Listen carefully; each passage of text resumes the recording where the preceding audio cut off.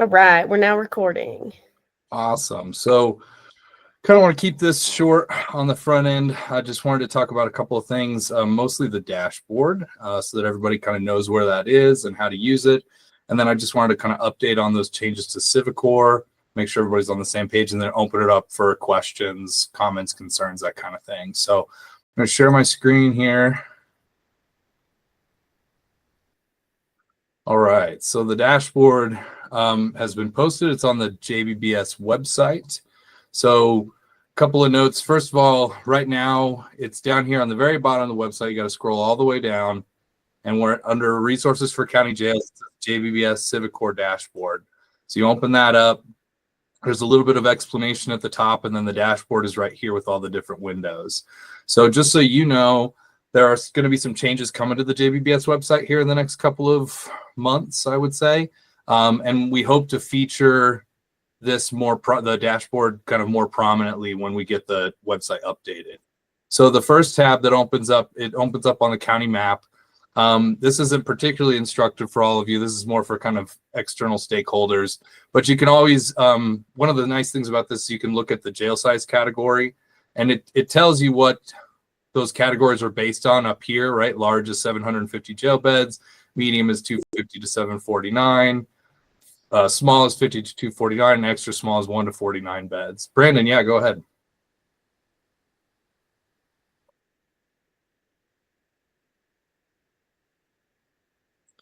There we go. There's the JBBS website. You can also just Google BHA JBBS and it'll pull it up. So anyway, you can look at kind of the size of the county and compare that, different counties to one another, compare your county in size to other counties. So all the large ones, the key is down here, all the large ones are the pinkish purple, the medium ones are the yellow, the small ones are the green, and the extra small ones are in blue.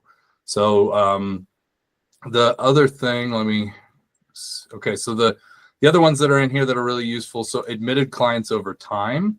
So this is, and keep in mind, all this information comes from Civicore. So this is based on who you put into Civicore, and this is looking at admitted clients over time. So this is overall, this is last fiscal year from July 1st, 2023 to June 30th, 2024. If I wanted to change the dates, I can, so I can move it up all the way to 128. I can look at July 1st, 2024. So I can look at, this is this current fiscal year, right? I can look at that. I can go back and look at, last fiscal year plus this fiscal year if I want to. So you can kind of see the trend. So we kind of have these peaks and valleys, kind of goes up. On the whole, we're a little bit down this year. Like you look at like right now, we're a little bit lower than where we were about a year ago. So that's going to be part of the conversations that we have with you in our one-to-one meetings.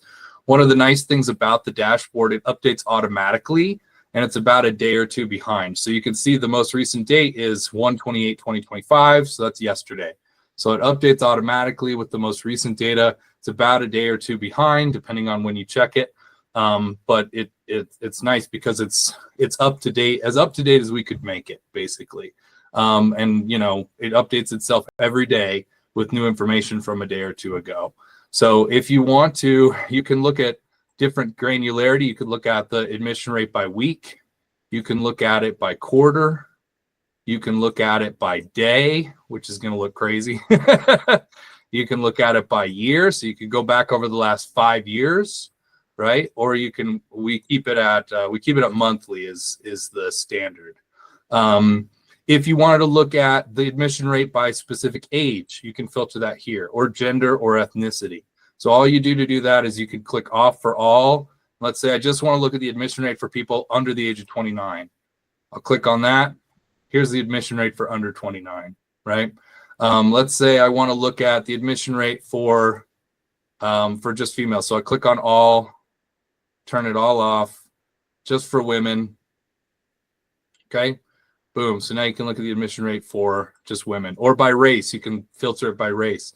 The other nice thing about this is down here at the bottom, you can filter by county, right? So if you're in, Larimer County and you want to see what's going on in Larimer, you just click all. It'll disappear for a minute, and then when you click on your county, it'll pop back up, right? And now, so here's the admission rate for Larimer County from July 1st, 2023 through today or yesterday, basically. So you can see all the trends, right? And we just had a meeting with Larimer, so I got to pick on them a little bit, but we see this trend downwards. Well, it turns out they've been having some problems with staffing recently. So that helps explain this downturn here, right? But these are useful for us in our meetings with you to kind of look at these rates and say, okay, hey, what's going on? Why do we see it? Why are things going down? But it also adds, when we have those conversations for us, it helps for us to get that context about what's going on. And again, this is just a tool. It's not the end all be all. This is not what we're using to determine contracts or anything like this, anything like that. But it's one of the things that we're looking at to kind of check each county's performance, right? I could look at two counties together if I wanted to. I could look at all the large counties, right? Or I could go back to all. So this is useful, and it's really useful for you to look at what's going on in your county. A couple of the other tabs. So we've got client demographics. If you wanted to look at, okay, who's being admitted by ethnicity, by age, by gender in your facility, right? You could look at that. You could look at the admission rates. So, for example, we have a really high admission rate overall for African Americans. That's 90% admitted, which is about 7% higher than our overall admission rate. Versus for unknown categories or for Hispanic, we have 80% admission rate or 70% admission rate for unknown. So it's like those help with conversation. If there are issues with, hey, we don't think you're admitting certain types of people, right? You can always go to this data and say, well, this is what our admission rates look like by ethnicity or by age or by gender, right? And same thing here. You can click down here, look at your individual county. So if you're, let's click off all. If you wanted to look at just Delta County, for example, then it'll show Delta County's admission rates, right? And same thing with the dates here. So this is, it defaults to last fiscal year. So if you want to look at the most recent, all you do is change the dates to July 1st to today. And here's what the admission rates look like for fiscal year 25, right? So you can look at individual counties. You can look at different timelines, this fiscal year, last 5 years, et cetera, et cetera. The other two here are what I think are really, really important and really useful. So this is admission rates by county, okay, and counts. So the blue circle, blue dot is the rate, okay, and then the orange bar is the count, so the total number of people. So down here on the far left, we have an 18% admission rate in Summit County. That's extremely low. The average is represented by this gray bar. The average right here is 84%. So all of these counties have an above average admission rate, and all of these counties have a below average admission rate, right? If you're above the line, you're above average. If you're below the line, you're below average. So we get to have conversations with Summit, Clear Creek, San Miguel, et cetera, about, hey, what's going on with these low admission rates? By the same token, we also get to have conversations with everybody that has 100% admission rate, Mesa, Baca, Chaffee, Douglas, Fremont, all the way over, right? All of these counties, what this is saying is every single person that's getting referred to JBBS is being admitted. Now for what is it? Chaffee, which is a fairly small county, or Gilpin, which is a small county, that's believable. But for counties like Mesa, right, or Douglas, which are really large counties, that's harder to believe, right? Because that means that, again, every single person that's being referred to JBBS is being admitted. And so we want to make sure that's being recorded properly in Civicore, okay? So I'm going to take a second. I'm going to step over to Civicore and show you kind of what that looks like so that you all know how to enter that properly. So here we are in Civicore. Should look familiar to everybody. If you click on client status referrals, you click add new referral. So we've got these questions here. If you're entering this information, that means somebody's been referred to JBBS, right? And so you put them in Civicore and you add a referral. Then it asks for this basic stuff: referral date, booking date, screening date. And then it's going to say, is the client eligible for services? Well, there are going to be some people that aren't for whatever reason. It might be the type of crime they committed. It might be that this is their 8th time back in the facility, and you say, hey, you're not eligible for JBBS anymore. If you click no, you don't have to do anything else. You just click submit and save it. And that'll save it in the Civicore system as somebody who's been referred but not admitted, right? So that'll change that admission rate for the county. Now, if they are eligible, right, you click yes, it'll ask, did they decline? And we've got a number of people that are eligible, but then say, I don't want to do this. I was recently talking to one county and said, hey, we've got people that are receiving MAT medications, but when we asked them about JBBS, they said, no, I don't want to do it. Okay, well, enter those people in Civicore, say, yeah, they're eligible, but they declined. You click yes for, did they decline participation? Yes. Okay, now you don't have to do anything else. You click submit. And again, now the system's going to record that as somebody who's been referred, but not admitted. Another issue that's been coming up a lot, okay, so they're eligible, they didn't decline, but let's say they get released from the facility in 2 days, right? They make bail, and you're not able to give them a gain assessment. You're not able to give them any services, okay? Well, this question's in here for that scenario. Was the client released before being admitted to JBBS? Yeah, they were, right? They were referred. We said, hey, this is a good candidate to do JBBS. They said, I'd love to do it. And then you go back after the weekend and they're gone because they made bail. You still enter them in here. You click submit. Again, the system will record them as being referred but not admitted. Even though they were eligible and they didn't decline, they couldn't do it because they got out early, right? So just these 3 buttons are really, really important when we're talking about admission rates. This is how we're tracking those admission rates. Now, if they weren't released and they're good to go, then you click no and the rest of the form opens up. And this, you all know what the rest of the form looks like, right? This is the full thing. But that's how we're able to kind of discern, hey, how many people were referred but not admitted versus how many people were referred and admitted.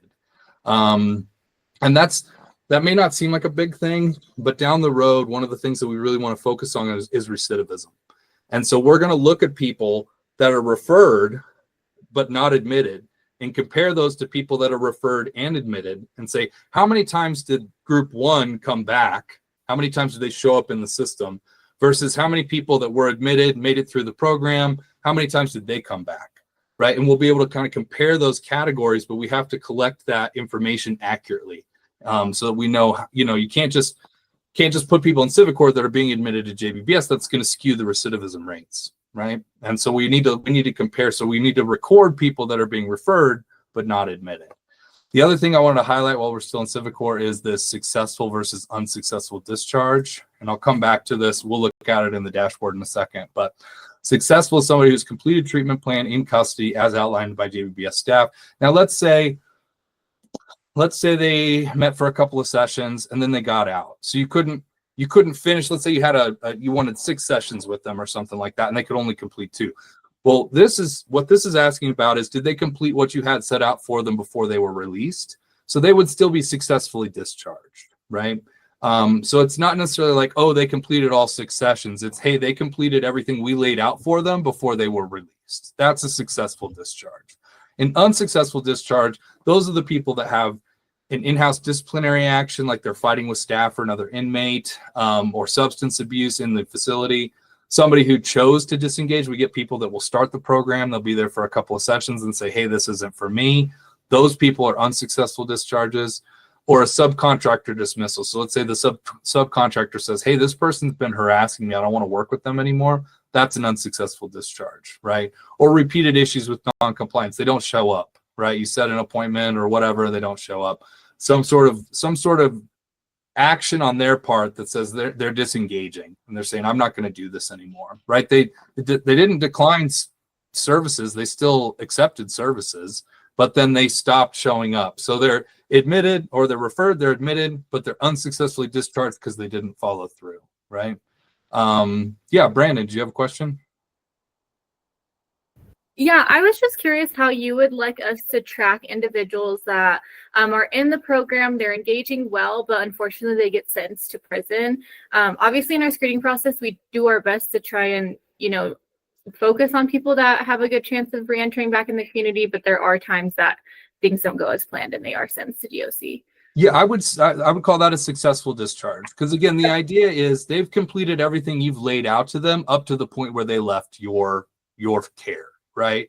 So everything went to plan up until the point something that's out of your hands and it's out of their hands, and they leave the facility. Like I said, they make bail, they get transferred to prison, they get something else happens, right? But it's outside it's outside of what's going on in JBBS. It's outside of your hands, it's outside of your control. That's a successful discharge, because you're saying, hey, they've done everything we asked them to do up to the point where they were removed from the program for whatever reason, right? Versus something that happens for in-house disciplinary action, right? Which is something bad, like, that's usually when you're saying, okay, you fought with somebody, you used drugs or some substance in the facility, you're no longer eligible, you're out, right? That's an unsuccessful discharge.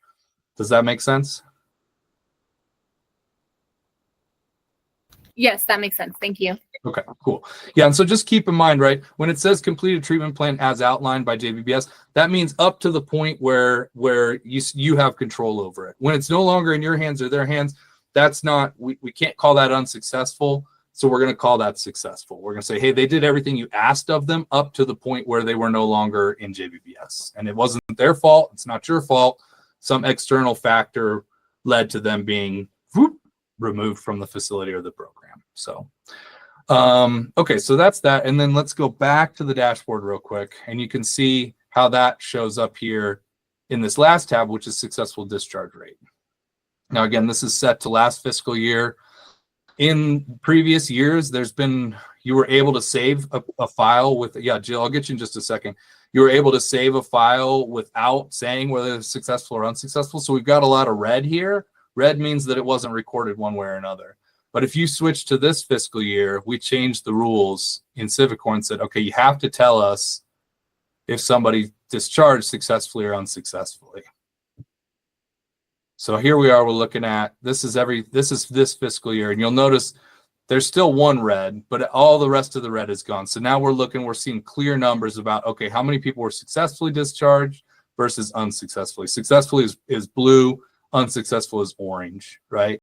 So you just get this, again, look at on the extreme left, Denver has a successful discharge rate of 47.47% versus all of these counties are 100% successful discharge rate. So both of those are kind of issues, right? We need to have a conversation with Denver. Hey, what's going on? Why are less than half of the people in JBBS being unsuccessfully discharged? It may be an accurate number, but that's something we need to have a conversation about. Same thing on this other side. Okay, the chances that everybody that enters JBBS and is an admitted client successfully completes the program is pretty low in some of these large counties. Now, again, in Park, in Pitkin, in San Miguel, it's not as much of a problem, but in places like El Paso, well, you know, 99.7% successful, that's probably a conversation we got to have. Alamosa, Douglas is here again, Garfield, some of these larger counties, 100% completing the program successfully is like, okay, what's going on there? So we want to make sure that people are being tracked properly when they discharge from the program in terms of successful and unsuccessful. Jill, go ahead. Sorry about that. Can you give us an example of a successful discharge that is not going to be tracked? Tracked in terms afterwards? Yeah, so, and we've said this before, but transition tracking wasn't required this year, right? And so it's did they complete what you've laid out for them up to the point where they're released from the facility or they go somewhere else, right? What happens after that, transition tracking isn't a part of this equation for successful versus unsuccessful discharge. And in some facilities, you're doing the transition tracking at 1 month, 2 months, 6 months, 12 months, whatever. Some facilities are not. And so we're not requiring that piece. So we're not looking at that here on the dashboard. Not yet. That's something that we're going to move towards in the future. But basically anybody who completes what you've laid out for them up to the point where, again, they are released or they are transferred to another facility or something happens, right? Or they complete the program, like they're done. They may not be released, but like you're done with they've met all the sessions and you're both satisfied. And they're like, okay, I've still got 2 months left in the facility, but I don't need JBBS anymore. We're all good. That's a successful discharge.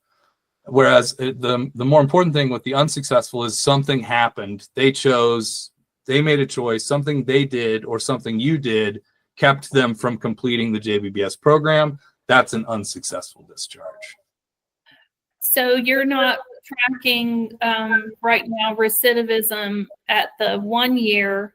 You're tracking it based on the question that's now in our referral about whether they've been involved in JBBS in the past 3 years. Yeah, so everything, yeah, that's we're tracking that in Civicore using that question. We're also tracking it on the monthly contract monitoring tool, which is how many people have come back to your facility, but that's not being pulled from Civicore. right? We don't have that ability yet. Now we're working on that. We're working to that point, and then we'll compare all those numbers and look at them. So right now in Civicore, we're tracking recidivism based on that question. Have you been in JBBS in the last 3 years, right? If the answer yes, then we're going to start using those data points to start producing another part of the dashboard, another window on the dashboard for recidivism stuff. But for right now, Civicore is not really tracking anything in terms of recidivism. The only thing that we can look at is how somebody who has multiple referrals. We can say, okay, this person has come back 5 times. They have 5 different referrals, right? And we can, that's the only thing that we have in Civicore to track recidivism. That's why that question is on the monthly contract monitoring tool, which says how many people came back to your, were released this month and came back. How many people are back in your facility that were there in the last 6 months? And how many people are back in your facility this month that have been there in the last 12 months? That's how we're tracking it using the other tool. We have to triangulate our tools because we can't get everything we need in Civicore right now. So if we're trying to, since the homepage still shows those trackulation or the transition tracking populates there, but you have facilities that are not, they're just not doing that. So it's just building up in the system. Yeah, and that was yeah. It can be used by you right in the facility for your transition, your internal purposes. And it's something that Becky and Kelly and I are having a conversation right now about with the next fiscal year. Is that something that we want to bring back? Do we want to bring back the required transition tracking? And so if we do that, and that does happen, then it'll become required again. You'll have to put that information in Civicore. And for those facilities that have continued to do that, they won't have, when we look at this window a year from now, and we have that transition tracking window, there won't be a break in your facility's data on that. Whereas other facilities that aren't doing it, there'll be a break in the data. It'll show it up to a certain point, then it'll go away for a year, and then it'll come back after it's been required. So it's, you know, making the best of what we've got. And that decision was made to not require transition tracking. And if we decide to go back to that, then that'll show up in the data just like that. And if facilities that continue to do it will not have a break, and it'll be continuous data from whenever they started to now. Whereas facilities that don't do that, they'll show a hole in their data for that time period where they weren't doing transition tracking. Does that make sense?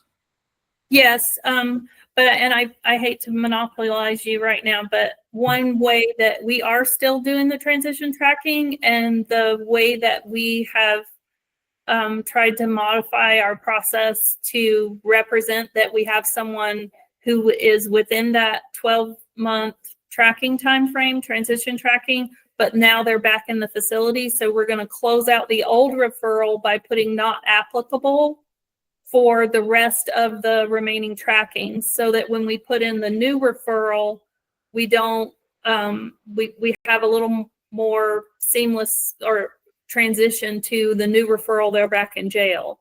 Yeah, does that I think that's the best practice in that situation, right? Because you were tracking them and now they're back, and so that tracking, you can't track them anymore. Now they're a referral again, right? So, and that's fine. And when we create the next dashboard that has this transition tracking on it, we'll be able to account for those situations, because we'll see people that have multiple referrals. As long as it's all collected under the same client name, that client name has the referrals listed out. We'll be able to look at those and say, okay, well, the transition tracking here and here is not valid because this person had a new referral within that time frame. So we'll be able to build the code. This is some back-end computer programming stuff, but we'll be able to build the code to account for those situations, and it won't show up. It won't skew the data when we see it in the dashboard. Okay. So yeah, I think you're doing it right, and just keep up. That's best practice, is to use the transition tracking until they're back in and they're in a new referral again, and then close out the other transition tracking and start it again. You know, with the new referral. I think that's the best way to do it. Okay, thank you, Alex. Yeah, thank you. I saw somebody else with their hand up too. So,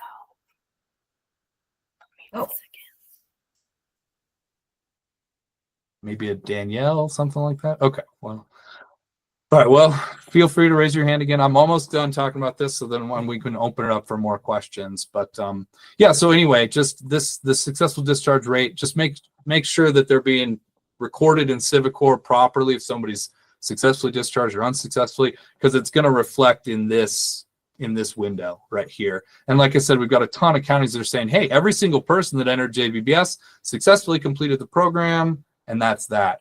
And that's, that when we start talking more about recidivism, we're going to be looking at people that successfully complete the program who have multiple referrals versus people who did not successfully complete the program and have multiple referrals, and be able to, we're going to look at recidivism in that way. So we want, for all those people that are just 100% successful discharge, we're not going to have any data to look at the unsuccessfuls and compare those two categories. So just make sure you're tracking that properly in Civicore, because going forward, that's going to be a key piece for the recidivism analysis. So yeah, so that's pretty much all I had. The only other thing I wanted to highlight is you'll look at back to this admission rate by county, right? And we've got, I'm gonna add something new to this pretty soon, actually, which will allow you to look at just the large jails, just the medium jails, just the small jails, just the extra small jails. So it'll be a little easier to compare. But you can see like El Paso's, 1,878 people in JBBS in this year. And that's probably about half of the total admitted clients. So half of all of JBBS's admitted clients in this current fiscal year are coming from one facility. Now, granted, El Paso is the largest, the largest program in the county, but it's not. You look at the next highest, which is Mesa, it's 378. El Paso's at 1,800, and so that's going to be a conversation that we're going to have going forward with everybody. Not to say, hey, you need to look like El Paso, but more like, how can we get everybody's numbers? What can we do to help you to get these numbers up? Make sure people get into Civicore. Make sure gains are being provided, the assessments are being provided, so that when we turn around next year for our next annual report, we can turn around and say, hey, look at the growth that we've seen in 98% of our facilities, right? And that's going to help us justify getting more funding going forward. So it's just something to look at. We also, and we're going to have a conversation, but we hope to host the head of the JBBS program in El Paso for a future office hours to kind of talk about best practices. What's she doing in her facility? How do things look different there? How do they keep the process kind of moving so that we can potentially help everybody and lift all boats, so we can see that increase in this fiscal year compared to last fiscal year. Jill, just one more second. The last thing I wanted to mention was we're almost done with the annual report from fiscal year 24. It's in the approval process right now. So that'll be another tool that you all will have. We'll make sure everybody gets a copy of that. It'll be posted here on the website. But that's another tool that you can have to kind of demonstrate what your facility is doing, how the JBBS program operates. Just gives you a kind of the lay of the land. And this is for fiscal year 24, so July 1st, 2023 through June 30th, 2024. But we're going to do that every year moving forward, right? So every year we'll have this annual report. And again, what we're looking for is, do we see growth in the programs from year to year, right? And if not, what can we do to help that growth, or what helps explain that, so that we can continue to get funding and potentially increase our funding instead of the opposite, which is we don't want to lose money. So part of what all these efforts are for is to prevent backsliding, so that people don't take money away from our programs and therefore your programs and make everybody's job harder. So this is part of that endeavor, right? Is to get it to where we can see that production increase and we can justify keeping the funding and getting more funding from various sources, so that you all can keep doing the great work that you're doing. So that's the last thing I had. Jill, go ahead. I was interested in what you're saying about El Paso versus like the other counties, because we don't document in Civicore like all the clients in the jail who are in the MAT program, because a lot of them don't qualify for JBBS the way that Pueblo runs our sub program. Yeah, which is fine. And that's the same thing in El Paso, right? If somebody's strictly MAT, like, they're not being documented in Civicore. These are people that are receiving JBBS services. These are people who are taking the gain, right? So and I can pull that up real quick if y'all want to see what the gain numbers look like. But but the gains look pretty similar, right? In the sense that, you know, every person that's being recorded, that El Paso's recording in Civicore is also getting a gain assessment, which means they've been admitted to the JBBS program. So those are not, we have this with other programs where the number of people that are touched by JBBS services, like they get a backpack or they get Narcan, those numbers are really high, but then the number of people that are being entered in Civicore is very low. El Paso is not that situation. El Paso has a lot of clients.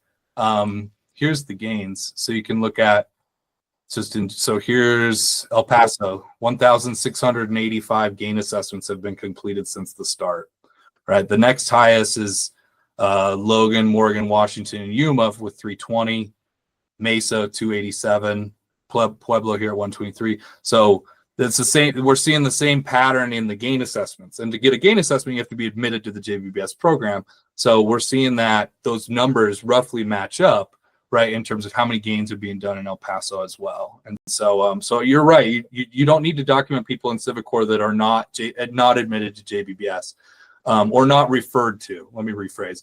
Because anybody that gets referred to needs to get put into Civicore. And then if they're admitted, like I showed you in the beginning, there's a process. You move through, you click the buttons, and then they're admitted. If they're not referred to the JBBS program for whatever reason, then yeah, they don't need to go into Civicore at all. So it's more about how can we identify people accurately that should be referred to the program, and how can we set up the policies and procedures to make sure people that are referred are admitted as often as the policy will allow. Does that make sense? Yeah, it does. Because we also do a hustle program that we originally found from the JBBS website, but that program has become really popular in our jail, but we don't document them in Civicore. So there are those clients that are going to have a JBBS referral and get admitted that are also doing the hustle program. But in general, the hustle program was implemented as a response to not having programming content in the jail for people that are in maximum security. But we pretty quickly expanded it to being available to anyone in the jail that wants it. So I'm just wondering if for Pueblo, if that part of it would be appropriate as like an additional JBBS program, like only hustle, because BHA considers that to be treatment, even though it's not directed treatment, it's self-directed treatment. If that makes sense. Yeah, no, it does. I think that that's worth a future conversation. You know, you and Becky and I can sit down and have that conversation. I would say it makes me think of another thing. Sorry, everybody, but I'm going to share. So this is the monthly contract monitoring tool, and it just reminds me of, you know, these first couple of questions, right? How many unduplicated received JBBS services this month? That's that big number. How many people get touched by JBBS dollars? So if the hustle program is paid for by JBBS dollars, then those people that are participating in the hustle program, even if they're not receiving any other JBBS services, should still be recorded here because the hustle program is being paid for with JBBS dollars. They're not being admitted to the program. They don't need a gain. They don't need to go to Civicore, but there's still a place for them to get recorded here in the monthly contract monitoring tool, right? Versus question 2, how many people were admitted to the program this month? That's the number of people that need to go into Civicore and need to get a gain. Right. Okay. So we've created, that's the space where Civicore can't capture everything, and we know that. So that's why we've done the monthly contract monitoring tool, because we can look at, okay, well, how many people are you serving, right? How many people get touched by JBBS dollars versus how many people are admitted? And like I said, there are some counties that have really, really high numbers for number 1 and very low numbers for number 2. That does happen. So, but that's a conversation that we're having with those counties, like, hey, what's going on? Why are there so many people being touched by JBBS dollars, but they're not being admitted to the program? Sometimes there's really good explanations for that. Sometimes it's just a question of record keeping. So we're kind of trying to smooth all that out. But this monthly contract monitoring tool, this question here is how we can capture that data. How many people are being touched by JBBS dollars, so that we can account for how many people are receiving some form of JBBS services. In some facilities, that's a yoga class or some sort of CrossFit. Becky, right? CrossFit is in one of the facilities. Yeah, so CrossFit class. The backpacks. We just talked to another county. They're paying for winter clothes and shoes for people. One facility's paying for Narcan for people, right? So all those things, even if they're not being admitted to JBBS, they're still being accounted for in some way in this monthly contract monitoring tool. We just can't put that on the dashboard yet because the dashboard pulls from Civicore. So in the future, one of the next steps is to get the these monthly contract monitoring tool numbers into the dashboard somehow, so we can account for that too. And when we see that, then this back to this nice tab here, when we look at this, when this has monthly contract monitoring tool numbers on it as well, we're going to see a lot more variation. There's some counties that are going to have really high numbers of people that are receiving services, but there weren't a lot admitted, right? Whereas El Paso, they don't have a lot more than who's being admitted. They don't have much bigger numbers in terms of, oh, we're paying for backpacks for a lot of people. The way they think about it and how they use JBBS in El Paso is different than it's being used in other facilities, which is fine. So again, the purpose of showing you this is not to like guilt anybody. It's more to like give props to El Paso for doing what they're doing, but also to, to say, that doesn't mean any other facilities doing poorly. It just, this is what we're capable of. And this is kind of what we're trying to get people to where we're all running effectively so that our numbers are as high as possible. Does that make sense? Yeah, it does. I guess I just wanted to see if that was something that needed to be documenting in Civicore and not just in the contract monitoring tool. No, I don't think so at this point, but let's sit down. Let's set something up with Becky and you and I, and we can sit down and kind of have that conversation one-on-one, because that's worth talking more about for sure.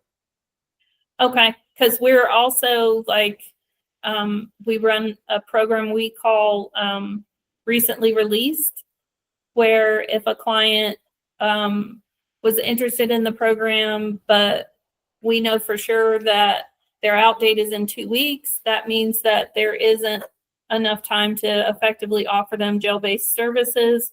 So they're not going to get enrolled until they show up at our office. When they release, we do basically the same steps at that point.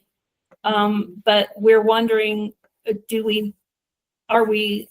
it appropriate for us to continue to do that? And since we're not supposed to do a gain unless someone is in jail, can we legitimately do the gain assessment on them the day they get out of jail? Yeah, I think that's another conversation worth having. I would say there's value to that. Like, you can admit somebody, like, even if you know they're going to get out in 2 weeks, right? If you can provide some programming to them in those 2 weeks and administer a gain, then they can be admitted, right? And then it's still a successful discharge because they've completed what you've set out for them, and then they were released from the facility. The were they released early category is more for people that you identify them, you're like, yeah, let's work this out. You want to participate, you're eligible, we're ready to give you the gain, and then you go back the next day and they're gone. That's that category of people that have been referred, but they're never admitted because they don't take a gain or anything like that. That usually is within a couple of days, right? But if it makes sense to in 2 weeks, right, and you know that's going to happen, and it makes sense to give them a gain. The other reason it makes sense to give them a gain is if they come back 90 days later and they get another gain, you can compare the gain that you're giving them at the later date to what they took earlier, right? And so there's value in that sense because you've got 2 data points to compare, right? You can say, okay, the last time you came in, you're only here for 2 weeks, but we got a gain out of you, and this is what it said your problems were, and now we're giving you another gain here 90 days later, 120 days later, whatever, right? And you can compare those 2 data points and say, what's changed in the last 90 days? So I'm a data guy, and I'm always of the mind that more information is better than less information because it allows you to make better informed decisions. So I would tentatively say that if that can be worked out, it's worth it. But I would also say let's have that conversation as well with Becky, because I want to make sure we're all on the same page. And if it's going to be done, I want to make sure it's done right. What we don't want, and this goes out to the whole group, we don't want people recorded in Civicore that shouldn't be there. We don't want people on the monthly contract monitoring tool that shouldn't be there.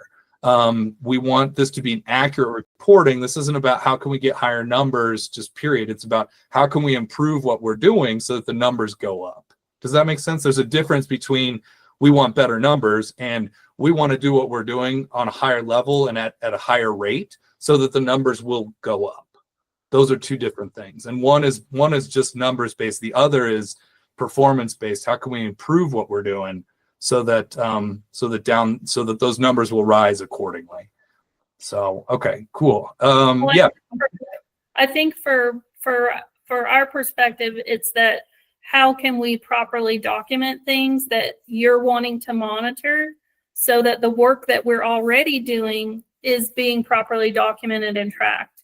So that's where the questions are coming from, not a desire to become a mini El Paso, No. A desire to make sure that we're documenting the things that JBBS and BHA want tracked that support the effectiveness of our programs. Absolutely. Yeah. And there was nothing accusatory in that last statement. I was just making sure we're all on the same page. It was more of a clarifying thing. So we're all there because I don't want these number discussions to be an incentive for people to inflate anything. Right. And I get that's not what you're doing. I'm on the same page. So I think what we need to do is set up a conversation with Becky so we can kind of go through those things one by one.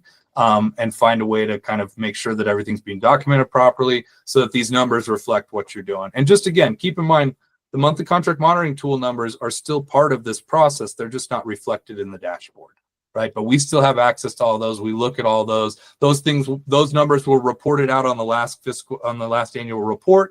They'll be reported out on the next fiscal annual report. So it's still there. It's just not publicly available like this is. Okay. Callie, I think you had a question. Yeah, sorry about that, Callie.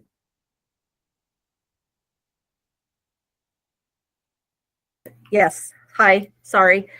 I was just going to shoot a quick email, and this doesn't really apply to what we're talking about, but I noticed when I'm putting in the gain that the date format is not always the same streamlined throughout the gain. Sometimes they're asking for the month first and then the day, and other times they're asking for the day and then the month. So I don't know if somebody's gone through and tried to streamline that at some point. Yeah, shoot that email and I can send it to Scott, the okay. people at Chestnut, and we'll make sure everything lines up. It might just be an oversight on their end. It might be a misplaced line of code or something like that. Yeah, so just big. give me an email and we can send it to them and say, hey, can you take a look at these dates for us? Make sure the format's the same across the whole form. Okay, perfect. Thank you. Yeah, thank you, Callie.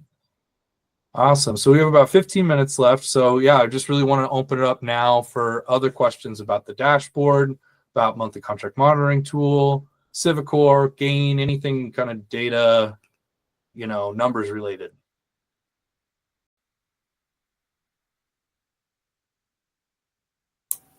Hello, this is Nancy. When I run the gain report, I have the catchment because I want to make sure my data is matching the gain report. So I have the catchment, and now they have Herfinale all combined. So, and they should be separate. The gain, okay. So I want to make sure nothing's missed. So I in the drop down menu, all I can do is Southeast Colorado and not Herfinale as well. There's no option for Herfinale anymore. Not anymore. Okay. All right. Would you send me an email about that? Okay. CC Kelly on it, and then we'll reach out to Scott about that because I know we had this come up a couple of months ago with something, and it was collecting all that information in the Southeast category. But at that time there was still a drop down option for Herfinale. So there was. Yeah. So and I'm with you. I think even if it's collected in the same bucket, I would like it to be labeled with the proper county, right? Correct. Yeah. So I think you're right. So just shoot us an email about that. We'll ask Scott about that one too. Okay. Thank you. Yeah. Thank you, Nancy. Other questions, comments, concerns? Anything about the dashboard specifically? I did want to mention too, once we've had a couple of months to use the dashboard, and I really do encourage you to go check it out, go, filter through, click the buttons, play with it. We were just in a meeting with another county, and they're like, wow, this is really useful. And so we really set it up. Well, that's why we put it on the website, so that it could be useful to all of you. We didn't want it to just be a tool for us. We wanted it to be a tool for you, so that you can show off what you're doing to other stakeholders, right? And so that you can use it for your own analysis, right? And do things. So the point being here that once you've had a chance to really play around with it and get a feel for what's on there, we're going to solicit some feedback in the next couple of months and ask you all and say, hey, what do you want to see going forward, right? What are your top priorities? Like for me, right, making sure that we're going to work on the recidivism piece, because that's a key, in priority for the JBBS program, is to reduce recidivism. So we're going to start working on documenting and showcasing that. But other things like, getting the gain numbers represented in some way on the dashboard, getting the monthly contract monitoring tool numbers represented in some way on the dashboard, and being able to compare all those things in one window. So we could look at number of gains completed, number of people admitted, number of people served by JBBS, number of people served by Matt that's paid with JBBS dollars, getting all that in one window so we can look at everything for every given county in one place and say, hey, this is your performance, this is what you're doing, and make that easier. Those are the things that we're prioritizing. But I want to make sure, after we've had a couple of months to look everything over and kind of use it and see what's there and what works and what you want to see more of, I want to ask all of you, solicit that feedback from all of you to say, what do you want to see? What would you find helpful going forward? And then we can kind of prioritize that on the back end. So I just wanted to put that out there.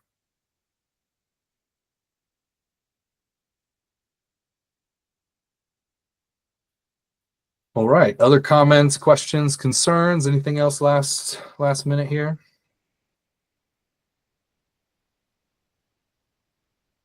Cool. Well, yeah, as we've said before, and I just want to keep, I'm going to say it till the end of days, the open door policy with me, with Becky, with Kelly. If you have questions, if you have concerns, anything comes up, we're here for you. We want to support you. We want to answer your questions, get things taken care of for you. We'll schedule another one of these office hours probably next month sometime.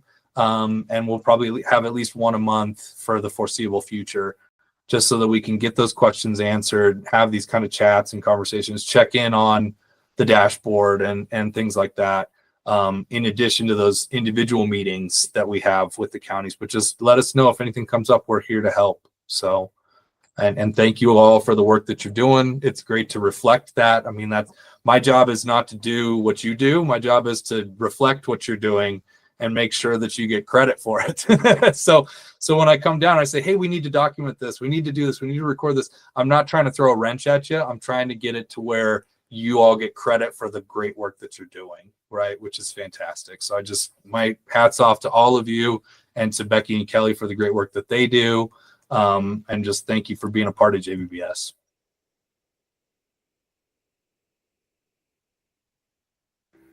Well, awesome. Thank you, Alex. We'll go ahead and wrap up. I will stop the recording. If, like Alex said, if something comes up, please feel free to reach out to any one of us. Thanks, everybody. Appreciate your time today.